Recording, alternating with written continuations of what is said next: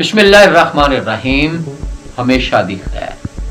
السلام علیکم خواتین و حضرات، میں ہوں آپ کا پریزنٹر سید ظفر عباس اور آپ دیکھ رہے ہیں فیس ٹی وی پلس۔ خواتین و حضرات، پی سی بی کے جو چیئرمین تھے انہوں نے جب استعفیٰ دے دیا ذکا اشرف نے،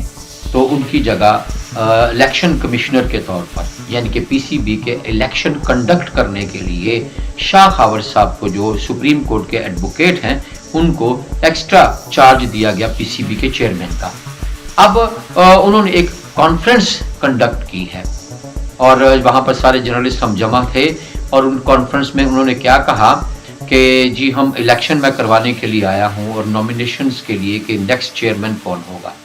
اب چلتے ہیں۔ حالانکہ یہ بڑی عجیب بات تھی کہ پی سی بی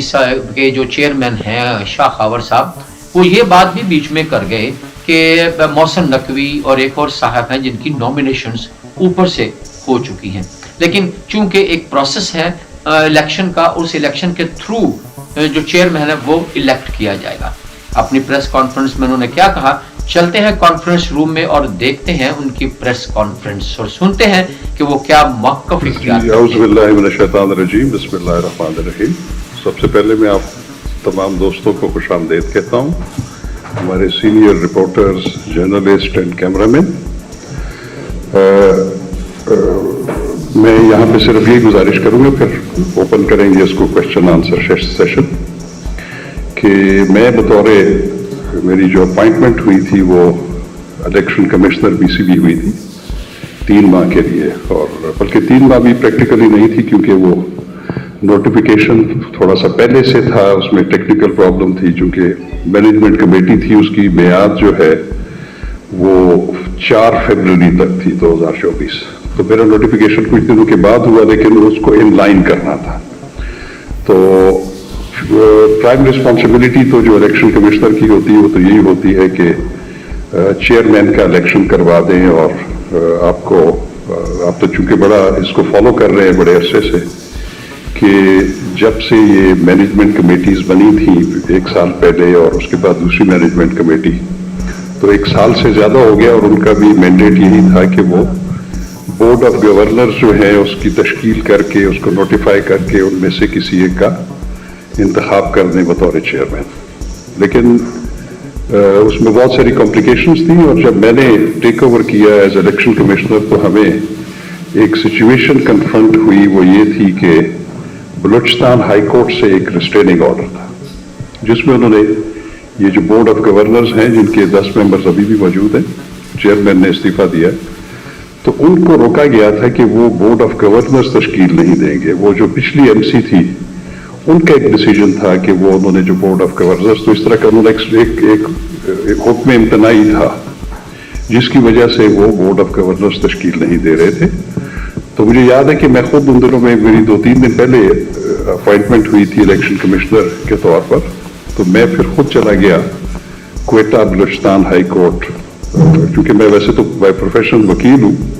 لیکن اس میں چونکہ الیکشن کمشنر ایک پارٹی بھی تھا، تو میں ایز الیکشن کمشنر اپیئر ہوا اور میں نے ان کو اسسٹ کیا، اور پھر فائنلی یہ ہوا کہ بلوچستان ہائی کورٹ نے وہ ریٹ پٹیشن ہی ڈسمس کر دی اور ریسٹریننگ آرڈر بھی ڈسمس کر دیا۔ تو اس کے بعد کوئی ایسی وجہ نہیں تھی کہ وہ آگے معاملات نہ چلتے، تو پھر میں نے ریکویسٹ کی مینجمنٹ کمیٹی سے بھی، ان کے چیئرمین سے بھی، کہ اب چونکہ کوئی ریسٹریننگ آرڈر نہیں ہے، لہٰذا آپ اس پہ جو ہے بورڈ آف گورنرز کی تشکیل کے بارے میں۔ پھر ایک لاہور ہائی کورٹ کا ایک فیصلہ تھا جو کہ 15 دسمبر کا تھا، اس ریٹ پٹیشن میں میری جو تعیناتی ہے بطور الیکشن کمشنر وہ چیلنج ہوئی تھی، اور اس میں پھر بھی 2 کاؤنٹس پہ تھی کہ چونکہ میں وکیل ہوں اور یہ ان کی پٹیشنر کی نظر میں کہ شاید یہ ایک امپلائمنٹ ہے، تو جب آپ وکالت سے کسی امپلائمنٹ میں جاتے ہیں تو آپ کو اپنا لائسنس جو ہے وہ سسپینڈ کروانا پڑتا ہے بار کونسل سے۔ دوسرا یہ تھا کہ جو میری نوٹیفیکیشن میں ایک بات تھی وہ یہ تھی کہ میری ڈیوٹیز میں یہ بھی تھا کہ to compose the board of governors and to hold elections of the chairman. تو یہ تھوڑا سا ایک کنفیوژن تھا بہرحال۔ تو ہماری ڈیلیبریشنز ہوئی ایم سی سے، تو ایم سی نے فائنلی یہ کیا کہ 16 تاریخ کو اسی مہینے کی ایک اجلاس جو ہے مینجمنٹ کمیٹی کا رکھ دیا، اور اس میں composition of board of governors और इलेक्शन से रिलेटेड चीजें जो हैं वो भी उसमें एजेंडा आइटम नंबर 6 में रखी हुई थी। फिर चूंकि ये एक हाई कोर्ट की जजमेंट आ गई थी जिसमें उन्होंने इलेक्शन कमिश्नर को एम्पावर किया था, तो फिर ministry of inter provincial coordination ने, उनके सेक्रेटरी ने उनको लेटर लिखा कि इस फैसले की रोशनी में आप शायद बोर्ड ऑफ गवर्नर्स जो है वो नहीं कॉन्स्टिट्यूट कर सकते, और उनको रोक दिया गया। और 17 तारीख को फिर बीओजी का एक इजलास जो है मिनिस्टर आईपीसी की क़यादत में और सेक्रेटरी भी थे वहां हुआ, और उधर फिर एक सिचुएशन हुई कि हम ये देखते हैं कि बोर्ड ऑफ गवर्नर्स किसने कॉन्स्टिट्यूट करना है। तो उसमें डेलिब्रेशंस जारी थी कि उसमें जो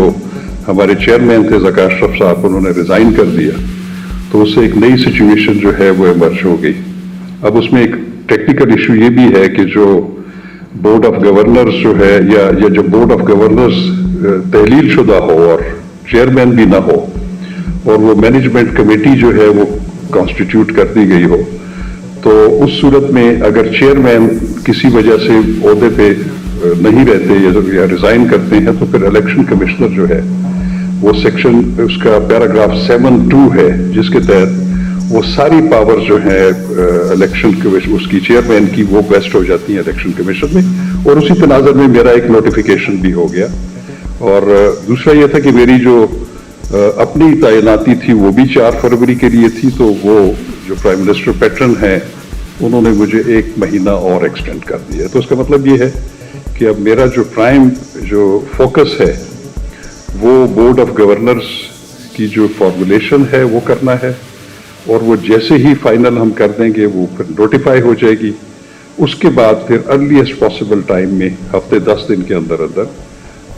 हम इलेक्शन शेड्यूल का ऐलान कर देंगे, और वो इंशाल्लाह वो मैंने उसकी एक जनरल मीटिंग जो है बोर्ड ऑफ गवर्नर्स की मैं खुद कन्वीन करूंगा। एक ही दिन में वो एक प्रोसेस होगा। उसी मीटिंग में जो है, चूंकि एक ओहदा है उसमें चेयरमैन का, वो नॉमिनेशन पेपर्स और सारा एक ही दिन में करके, तो इंशाल्लाह अर्लीस्ट पॉसिबल टाइम में ये जो रिस्पॉन्सिबिलिटी पीसीबी की आइन ने भी मुझे दी है और पैटर्न ने भी दी है, उसको इंशाल्लाह हम डिस्चार्ज कर देंगे। जी ख़वातीन हज़रात, टेंशन इस बात की है कि ये समझ नहीं आ रही कि पीसीबी कब डीपोलिटिसाइज होगा, यानी कि पॉलिटिक्स का असर कब ख़त्म होगा। क्या कोई ऐसी शिक आएगी इसके कॉन्स्टिट्यूशन में कि इसको डीपोलिटिसाइज कर दिया जाएगा, पॉलिटिकल इन्फ्लुएंस जो है वो कम कर दिया जाएगा? क्योंकि अब तक जितने भी चेयरमैन बने उनमें से अक्सरियत जो थी वो सिलेक्टेड थी, यानी कि पॉलिटिकल इन्फ्लुएंस की वजह से वहाँ थे। देखते हैं आगे कि इन इलेक्शंस में कौन चेयरमैन बनता है, ये तो अब वक्त बताएगा। तो इजाज़त दीजिए अपने प्रेजेंटर से ज़फ़र अब्बास को मिलकर अपनी अगली वीडियो में, और देखते हैं कि उसमें क्या कुछ है, ज़रूर देखिएगा। और हाँ, thank you for the watching this video. अपने कमेंट्स ज़रूर दीजिएगा मुझे, ताकि पता चल सके कि आपको वीडियो अच्छी लगी या नहीं। अल्लाह हाफ़िज़।